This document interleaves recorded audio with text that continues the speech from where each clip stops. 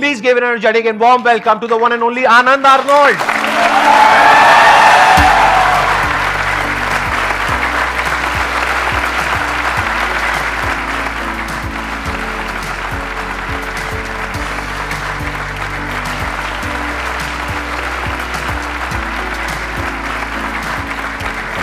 कैसे हैं जी आप? बढ़िया। आप अपने जर्नी के बारे में थोड़ा सा बताएंगे कि कहाँ से आपकी जर्नी शुरू हुई बॉडी बिल्डिंग की? बॉडी बिल्डिंग की सर जर्नी तो ऐसी थी, मेरे डैड जो थे वो इंडियन एयरफोर्स में थे, तो अच्छे खासे हट्टे कट्टे अपने टाइम के बॉडी बिल्डर लगा लो, एथलीट लगा लो, फुटबॉलर थे। उसके बाद मेरे ब्रदर जो थे वो स्टेट लेवल के बॉडी बिल्डर थे, मिस्टर पंजाब 5 टाइम वो रह चुके थे। देन मैंने 13 की एज में जो है जिम स्टार्ट किया था, क्योंकि डैडी ने तो कभी अलाउ नहीं किया था, मेरे ब्रदर ने सपोर्ट किया तो मैंने स्टार्ट किया। देन मैंने डिस्ट्रिक्ट लेवल पे जो है एक कंपटीशन भी जीता था 13 साल की उम्र में, मिस्टर गोल्डन का। तो 13 साल की एज में आपकी बॉडी अच्छी खासी बन गई थी? बहुत अच्छी थी सर। फिर ये जो व्हीलचेयर वाला एपिसोड है ये कब हुआ आपके साथ? ये 15 साल की उम्र में हुआ।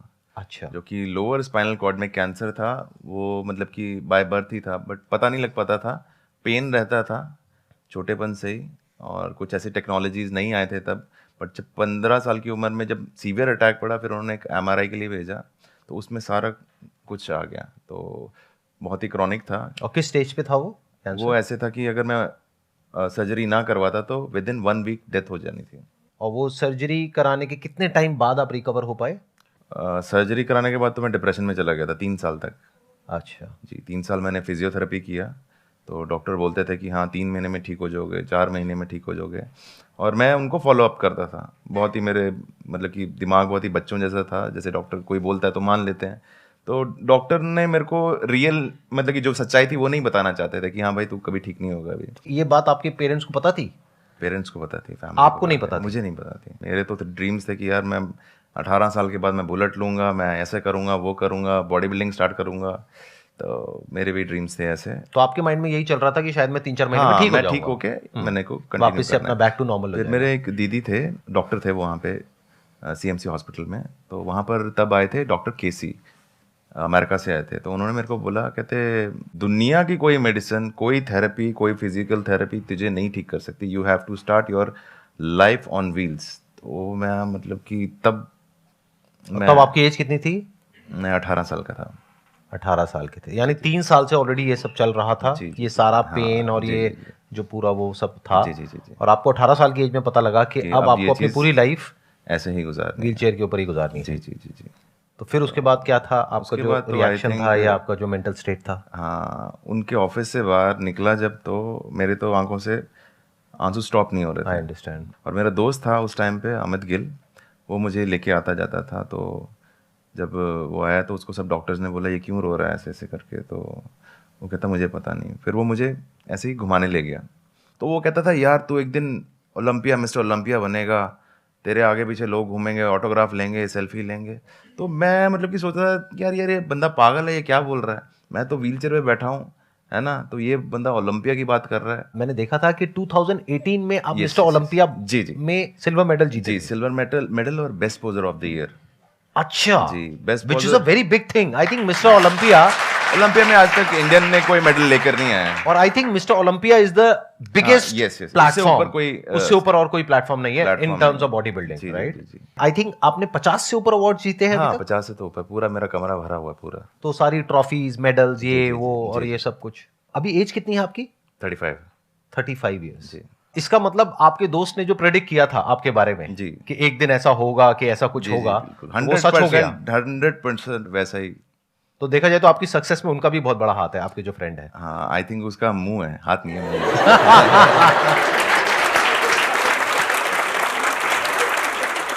इनकी इस बात से आप आइडिया लगा सकते हो कि लाइफ में एक पॉजिटिव एनवायरनमेंट कितना जरूरी होता है जब हमारे साथ में कुछ बहुत बुरा हो रहा होता है। क्योंकि उस वक्त क्या होता है कि अंदर से इंसान टूट जाता है, आसपास में भी लोगों की जो नजरें होती हैं उसके अंदर हमको ऐसा दिख रहा होता है कि अरे अरे ये क्या हो गया, व्हाटएवर। बट उस टाइम पे अगर कोई आ करके बोले नहीं तू ये कर सकता है, वो कर सकता है, चाहे वो मन रखने के लिए भी बोले, जी, लेकिन वो बहुत बड़ी बात होती है। अब बताइए, आप लोगों के माइंड में कुछ क्वेश्चंस आ रहे होंगे जो आप इनसे पूछना चाहते हैं, तो प्लीज गो अहेड। सर मैं ये पूछना चाहती हूँ दैट आपने अपनी जर्नी बहुत कुछ फेस किया होगा, उस ड्यूरेशन में आपने क्रिटिसिज्म भी बहुत फेस किया होगा, ऐसा मुझे लगता है। जी। सो अगर आपने फेस किया है तो उससे कोप अप कैसे किया आपने? देखा जाए तो हर एक की लाइफ में स्ट्रगल है, और अभी भी स्टिल मैं स्ट्रगल कर रहा हूँ। अभी भी मुझे लोग ट्रोल करते हैं, कुछ अच्छा करने जाओ तो भी ट्रोल करते हैं। अभी मैंने जयपुर में अपना कंपटीशन करवाया था, उसका नाम था आनंद आर्नोल्ड क्लासिक। तो मेरा ये विजन था उस चीज़ को लेके कि जैसे आज की डेट में first Indian wheelchair body builder मैं हूँ। घर से जो उठ के और भी एथलीट्स आए जो व्हीलचेयर पे हैं और वहाँ पर आए, और आज की डेट पे उनको बड़े बड़े जो शोज़ हैं वहाँ पर बुलाते हैं, उनको स्पॉन्सरशिप दी जाती हैं, और आज की डेट में 30 बॉडी बिल्डर्स जो हैं वो all over the India compete कर रहे हैं और बहुत अच्छे लेवल पे कर रहे हैं। तो ट्रोल लोग जो हैं हमेशा आपको करते हैं, चाहे आप अच्छा करो चाहे बुरा करो, ठीक है ना, लोगों का काम है बोलना। ये हमारे ऊपर डिपेंड करता है हम उस चीज़ को कैसे लेते हैं। आपके संघर्ष को नमन 100 बार। ये कहना चाह रहे थे सर कि अभी की जो सिचुएशन चल रही है, लोग किस चीज़ को लेके? सर मतलब स्ट्रगल लोग कर रहे हैं, सभी अपने जीवन में स्ट्रगल करते हैं। तो सर अब ऐसा होता है कि कभी डिमोटिवेट होते हैं लोग, बच्चे हैं और लोग हैं जो पढ़ रहे हैं अपने अपने फील्ड में। तो कुछ लोग तो हैं जो सर की मोटिवेशनल वीडियोस देख के लाइक मैं तो सर वो मोटिवेट हो जाते हैं और लाइफ में ठीक ठाक करते हैं। लेकिन सर कुछ ऐसे लोग हैं जो सिचुएशन अभी बनी हुई है, कोटा में देख लीजिए सर, जो बच्चे सुसाइड कर लेते हैं, तो वो सर उस सिचुएशन को कैसे ओवरकम कर पाए? कहाँ कमी रह जाती है कि बच्चे ऐसे डिसीजन ले लेते हैं कि वो अपने जीवन को ही खत्म कर देते हैं? सर एक टाइम मेरा भी ऐसे ही था, मैं भी कुछ ऐसे ही सोचता था, पर मैंने उस नेगेटिव एनर्जी को मैंने पॉजिटिवली यूज़ किया। जब हम पेन में होते हैं ना, तब हमारे में इतनी ज़्यादा ताकत आ जाती है कि आपने सुना होगा कि पहाड़ को भी एक बंदे ने काट दिया था। जी। तो वो बंदा उस पेन में था, उसका एक सोच थी कि उसने उस चीज़ को पूरा कंप्लीट किया। तो हमको सिर्फ यही करना है कि नेगेटिव नहीं जाना, हमेशा पॉजिटिव देखना है। मेरी ज़िंदगी में था कि ये चीज़ नहीं थी, दांतों में पावर नहीं है पर हाथों में तो है ना, तो आज आपके सामने हूँ, देख लो। बैकग्राउंड ऑफ अप्लॉज है। सर मेरा कोई क्वेश्चन नहीं है, मेरा बस एक छोटी सी रिक्वेस्ट है। सर आप एक्चुअली मैं यहाँ पे मतलब कि मोटिवेट तो मैं सर वीडियो देख के भी हो जाता हूँ, तो मैं यहाँ कुछ स्किल सीखने आया हूँ। वो है सर मेंटलिज्म का, जो आप कुछ दिन से एक्ट परफॉर्म कर रहे हैं यहाँ पे। उसकी मेरी फीस है 1.5 लाख रुपए। अगर आप सीखना चाहते हो तो आप पैसे डिपॉजिट कराओ और फिर करते हैं। हम सर कोई दिक्कत नहीं है, सर फी मतलब पे करेंगे, कोई दिक्कत नहीं है। तो दो 1.5 लाख रुपए दो। सर आप 1.5 लाख छोड़ो, पहले 150 रुपए तो दो। तो सर आप अगर हमें मतलब हमें भी सिखा दे तो क्या पता हम भी आगे चल के यूट्यूबर बने और हम भी वहाँ पे मतलब आपके साथ बैठे। आपने भी कहा है सर और हम सब ने माना और प्लस सर ने करके दिखाया कि आसान है सब कुछ। सर आसान कुछ नहीं होता। सर ने कहा है और सर है आसान। सर आपने सर क्या नामुमकिन भी कुछ नहीं होता। आपने सर कर दिखाया जी, है आसान। आसान नहीं था, ये कहना चाह रहे हैं कि आसान था नहीं, और आप लोग भी गलत समझ जाते हैं। जब मैं बोलता हूं ना आसान है तो आपके माइंड में आता है सब कुछ आसान है। अरे कुछ भी आसान नहीं है। मतलब ये है कि सब कुछ बहुत मुश्किल है। ये जिस फेज से निकल करके आए हैं दैट वाज वेरी डिफिकल्ट, बहुत मुश्किल था। लेकिन अगर उस वक्त ये बोलते कि बहुत मुश्किल है, मैं यहां से नहीं निकल पाऊंगा, मैं कुछ नहीं कर पाऊंगा, तो एक ऐसी स्टेज आ जाती जहां पे जाकर के बोलने लग जाते मुश्किल के बाद में नामुमकिन है, इम्पॉसिबल है, मैं कुछ नहीं कर पाऊंगा। अगर ये उस वक्त अपने आप को बोले आसान है, और अगर वो झूठ भी है, और अगर ये माइंड में बैठ जाए कि नहीं आसान है, मैं कुछ कर सकता हूं, कर सकता हूं, कर सकता हूं, तो वहां से एक थॉट प्रोसेस चेंज होने की पॉसिबिलिटी पैदा हो जाती है। जी। सर मैं ये पूछना चाहती हूँ कि लाइक मेरे साथ बहुत टाइम ऐसा होता है कि मैंने कोई गोल सेट किया कि मुझे ये अचीव करना है, और पर ना मुझे वो करने से पहले बहुत ज़्यादा डिप्रेशन या फिर पैनिक टाइप का सिचुएशन क्रिएट हो जाता है कि पता नहीं मैं कर पाऊँगी या नहीं। मतलब वो एक्सट्रीम हो जाता है कि बस मेरे से होगा ही नहीं, पॉसिबल ही नहीं है। तो मैं उस फियर को कैसे ख़त्म करूँ? आप ये सब सोचने के बजाय आप ये सोचिए कि मेरे को अपना बेस्ट करना है, चाहे वो सक्सेसफुल हो या ना हो। पर अगर आपने अपना 100% उसको दिया है तो उसको मतलब कि सक्सेसफुल होने से कोई भी नहीं रोक सकता। Yes sir. जब भी हम कुछ ऐसा करते हैं जो आज से पहले हमने नहीं किया है तो हमको डर लगता है। Yes sir. उस डर को आप थ्रिल भी कह सकते हो, आपके ऊपर है आप उसको कैसे देख रहे हो। आप उसको डर बोल रहे हो बट वो डर नहीं है, वो एक्चुअल में थ्रिल है। जैसे गाड़ी चलाना सीख रहे हैं, एक तरफ से डर भी लग रहा है कि एक्सीडेंट हो जाएगा, ये हो जाएगा, वो हो जाएगा, बट मजा भी आ रहा है धीरे धीरे जैसे जैसे हम सीख रहे हैं। तो ये थ्रिल लाइफ में हमेशा रहेगा, कभी भी ये मत समझना कि ये नहीं रहेगा। और ये सबके अंदर होता है। अगर कोई कहता है ना ये हमारे अंदर नहीं है तो वो झूठ बोल रहा है।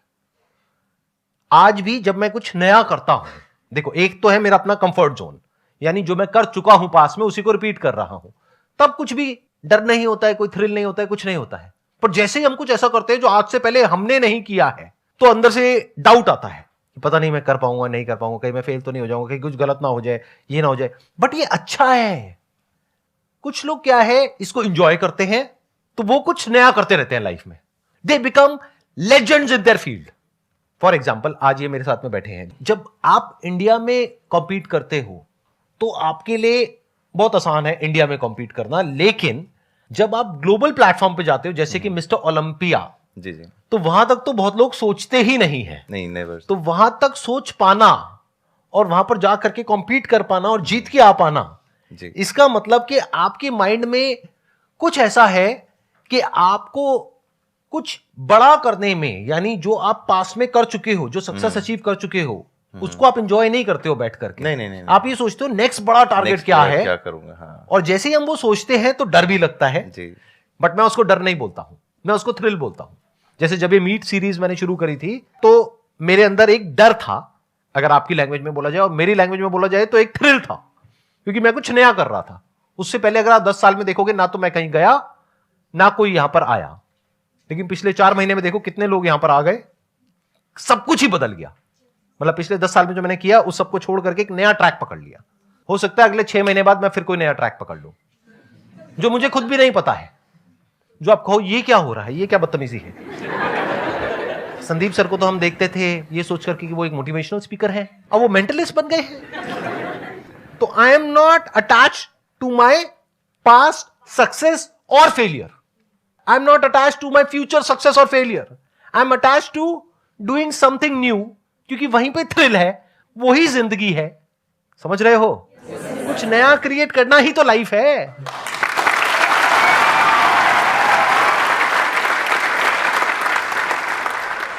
सर मेरा क्वेश्चन ये है कि सर लाइफ में हर बार प्रॉब्लम्स तो आती है, बट उसे सॉल्व करने के लिए आदमी को थोड़ी देर के लिए सोचना पड़ता है हर एक चीज़ को।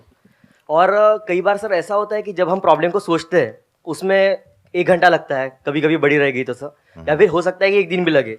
बट सर एक प्रॉब्लम कई बार ऐसी भी निकलती है कि वो प्रॉब्लम आने वाले कुछ दिनों के लिए या फिर सालों के लिए 10 प्रॉब्लम क्रिएट करके लेके आती है। यानी कि 1 साल के लिए, 2 साल के लिए, हो सकता है सर कि पूरे लाइफ के लिए भी अटकना पड़ जाए, ऐसी सिचुएशन क्रिएट होती है। शादी हो गई क्या आपकी? होने के सर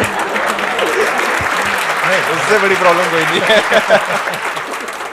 प्रॉब्लम जो है वो इतनी खराब लूप क्रिएट करके देती है कि उसकी वजह से हम ना लाइफ में आगे बढ़ पाते और ना उस प्रॉब्लम को भी सॉल्व कर पाते और एक स्टेट में अटक जाते। आपको एक बात बताऊं, कोई भी ऐसी प्रॉब्लम नहीं है जिसको सॉल्व ना किया जा सके। हाँ सर। अगर फिर भी आप अपने माइंड सेट से उसको नहीं क्लियर कर पा रहे हैं, तो आप किसी और का सजेशन ले सकते हैं। लाइक सर जो हैं, इतने बड़े मोटिवेशनल स्पीकर हैं। नहीं सर, प्रॉब्लम क्या है वो तो मतलब इतनी प्रॉब्लम क्रिएट हो गई है एक ही प्रॉब्लम की वजह से। कौन सी प्रॉब्लम है वो? कौन सी प्रॉब्लम है जिसकी वजह से प्रॉब्लम क्रिएट हो गई? उस लड़की को छोड़ क्यों नहीं देते?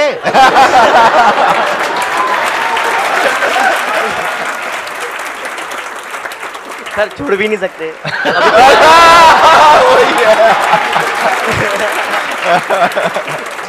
अभी तो छोड़ सकते हो, शादी नहीं हुई है। नहीं सर, वो प्रॉब्लम नहीं है सर। फिर क्या प्रॉब्लम है सर? सर अब कैसे समझाओ सर, वो समझा नहीं पा समझाओ रहा ना हूं। पर इसीलिए सर आपको पूछ रहा हूँ कि अगर कोई ऐसी प्रॉब्लम आती है या फिर आ चुकी है तो मतलब आप कह रहे हो एक प्रॉब्लम आ गई, हाँ सर। वो प्रॉब्लम एक लड़की है, और उस प्रॉब्लम की वजह से 10 प्रॉब्लम्स और आने वाली है, नहीं यानी कि सर, बच्चे नहीं सर, बिना शादी के, नहीं सर, या शादी के बाद। सर लड़की प्रॉब्लम नहीं है आप क्लियर बताओ प्रॉब्लम क्या है? सर। बस प्रॉब्लम एक पर्सन नहीं है, प्रॉब्लम पैसे प्रॉब्लम हो गई सर, जैसे कि पैसे। जैसे कि नहीं, एक्चुअल में बताओ प्रॉब्लम क्या है? एक्चुअल में क्या प्रॉब्लम सर है? वो प्रॉब्लम की वजह से इतने प्रॉब्लम्स क्रिएट हो गई है कि अभी उस प्रॉब्लम को भी सर्च करने के लिए भाई, मुझे सोचना पड़ेगा सर कि मेन प्रॉब्लम कहाँ क्रिएट हुई। चलो आप सिर्फ कैटेगरी बता दो उस प्रॉब्लम की क्या है। सर कैटेगरी प्रोफेशनल कैटेगरी है सर, प्रोफेशनल यानी कि फ्यूचर आने वाली। सर जैसे कि सर अभी मैंने आज से 1 साल पहले सर स्टार्टअप शुरू किया है मेरा, तो उसकी वजह से सब प्रॉब्लम क्रिएट हो रही है। जैसे कि अब आए ना पॉइंट पे। हाँ ठीक है, तो आपने स्टार्टअप शुरू किया। स्टार्टअप शुरू किया सर, तो उस स्टार्टअप के लिए सर थिंक करना पड़ता है हर एक चीज को कि कैसा क्या करना होगा, आगे हाँ, जाके क्या करना होगा। हाँ, तो उस चीज को करते करते सर थोड़ा बहुत टाइम बीतता है। हाँ। उसकी वजह से स्टार्टअप शुरू करने के बाद जितने भी हमारे पैसे होते वो तो हमें लगाने ही पड़ते।